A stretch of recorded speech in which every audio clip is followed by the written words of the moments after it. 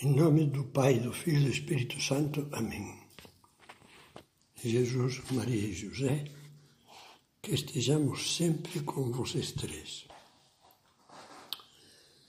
Vamos ter agora a segunda meditação de preparação para o Natal. Como dizíamos nas palavras introdutórias, será uma contemplação das figuras que protagonizam o Natal e que a devoção popular coloca no presépio. Hoje vamos contemplar José e nesse homem justo, vamos contemplar o amor fiel. No presépio, José costuma estar um pouco recuado, quase na sombra, olhando para o menino e amparando Maria e Jesus com a sua vigilância carinhosa. Que figura de São José! O Evangelho o define com uma palavra: era justo. Vale a pena meditarmos nisso. Pode ajudar-nos a lembrar que quando a Bíblia afirma que alguém é justo, quer dizer que é bom, que é reto, que está sempre ajustado com Deus, ou seja, que vive sempre em sintonia com Deus, com os seus preceitos e os seus pedidos. Uma palavra que é santo e que por isso mesmo também é íntegro e honesto com os outros. Essas qualidades brilham mais quando lembramos que São José teve um caminho bastante sofrido, misto de sombras e de luzes, até chegar ao Natal. Ele foi reto no meio das perplexidades. Foi totalmente leal a Deus e a Maria nos dias desconcertantes em que não podia entender o que estava acontecendo. Lembremos o Evangelho. São Mateus conta que, depois de Maria ter concebido por virtude do Espírito Santo, José, seu esposo, que era um homem justo e não queria infamá-la, resolveu deixá-la secretamente. Precisamos refletir sobre essas palavras, pois não é imediatamente que se apanha o seu significado. O que deve ficar claro desde o começo, porque o Evangelho diz explicitamente, é que José resolveu abandonar Maria secretamente porque era justo. Precisamente porque era justo. Esse foi o motivo de Deus. Esse foi o motivo. Deus, que inspirou o texto sagrado de São Mateus, quis mostrar-nos com essas palavras que a resolução de José foi um ato de bondade, cheio de retidão. Um homem justo é um homem santo, dizíamos. Um dia, ele percebeu a gravidez de Maria, que era um tremendo mistério entre ela e Deus. E aí começou a sua reação. Sofreu sem compreender nada, mas em nenhum momento quis pensar mal dela.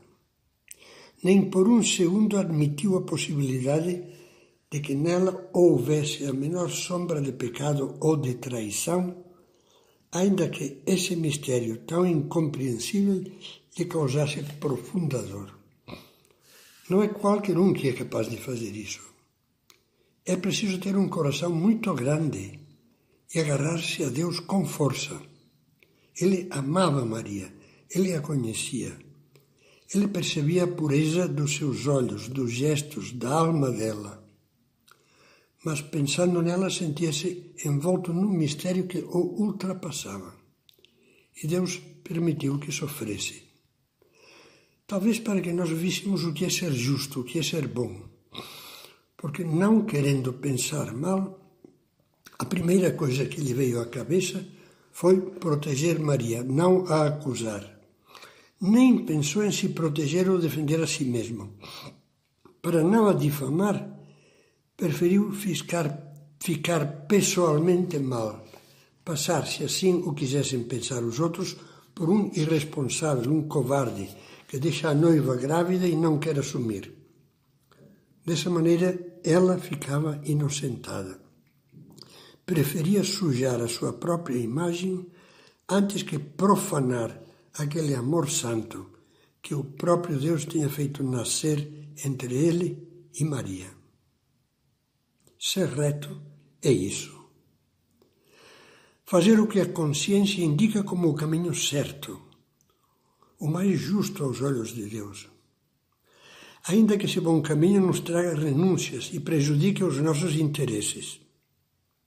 José era reto porque agia por motivos retos, por amor, por fidelidade, por honestidade, por sentido do dever, e não se deixava arrastar por motivos tortuosos, nem pelo interesse, nem pela vaidade de preservar a sua reputação, nem pelo comodismo de lavar as mãos e dizer eu não sei de nada. Para agir assim precisou de muita coragem e de muita fé em Deus.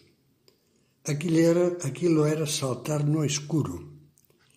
Era lançar todo o seu futuro nas mãos do Senhor e esperar que Deus cuidasse dele como um pai. Podemos dizer ainda que José foi reto e santo porque soube esquecer-se de si mesmo e dar tudo sem ostentação. Deu a sua honra, renunciou aos seus planos pessoais, deu a vida em silêncio. O desprendimento custa. Não é nada fácil vencer o egoísmo. Fácil é deixar que o interesse seja a motivação das nossas ações, dos nossos desejos, dos nossos pensamentos, dos nossos projetos. Poucos dizem, vou fazer isto porque é bom, porque é justo, porque é verdadeiro, porque vai fazer bem aos outros, porque Deus me pede, ainda que me contrarie, ainda que me doa, ainda que me exija sacrificar coisas que muito aprecio. Mas José fez isso.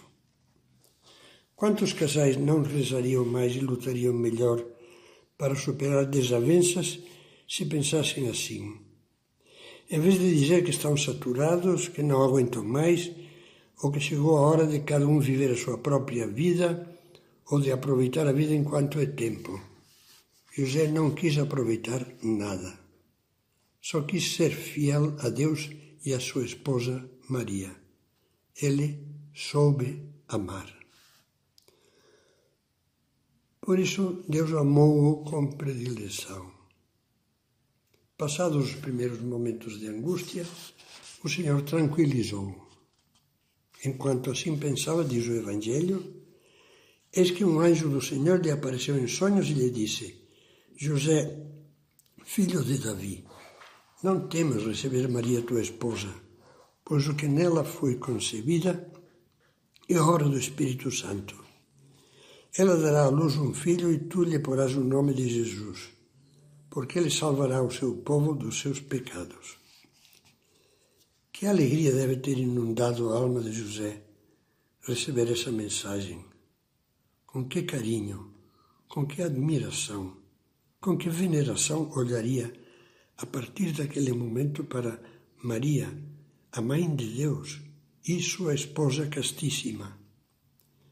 Com certeza, se antes disso já era justo e vivia em plena sintonia com Deus, a partir desse instante iria ser ainda mais justo e afinado com Deus.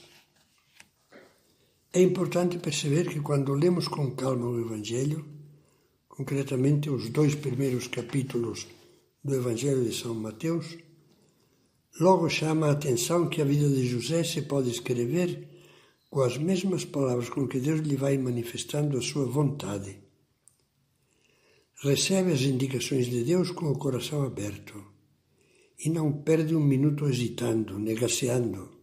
Ao contrário, na hora, com muita paz, com a segurança do homem de consciência limpa, começa a pôr em prática o que Deus lhe solicita. Citávamos antes as primeiras palavras de Deus que ele ouviu. Não temas receber Maria. E o que fez José? Despertando do sono, fez como lhe ordenou o anjo do Senhor e recebeu sua esposa. Obedeceu sem titubear. Não foi só dessa vez, sempre fez a mesma coisa. Quando Deus o chamou para que fugisse para o Egito, livrando assim o menino da perseguição de Herodes, levantou-se de noite, na hora, e tomou o menino e sua mãe e partiu para o Egito. E quando após a morte de Herodes Deus lhe indicou que voltasse para sua terra, levantou-se, tomou o menino e sua mãe e voltou para a terra de Israel. Sempre ao pé da letra, a sintonia com a vontade de Deus. Esta é a grande lição que José nos dá. Se lhe temos carinho e devoção, ele nos ajudará a ser justos, a ser retos, a não torcer os caminhos da consciência com os desvios do interesse, da vaidade e do comodismo, a ser retos nos nossos juízos sobre os outros, a não pensar precipitadamente nem julgar mal, a estar sempre em harmonia com a vontade de Deus. Tomara que a nossa história pessoal também possa ser escrita como uma história de total identificação com a vontade de Deus. Se assim for, o menino do presépio sorrirá para nós no Natal e nós seremos felizes.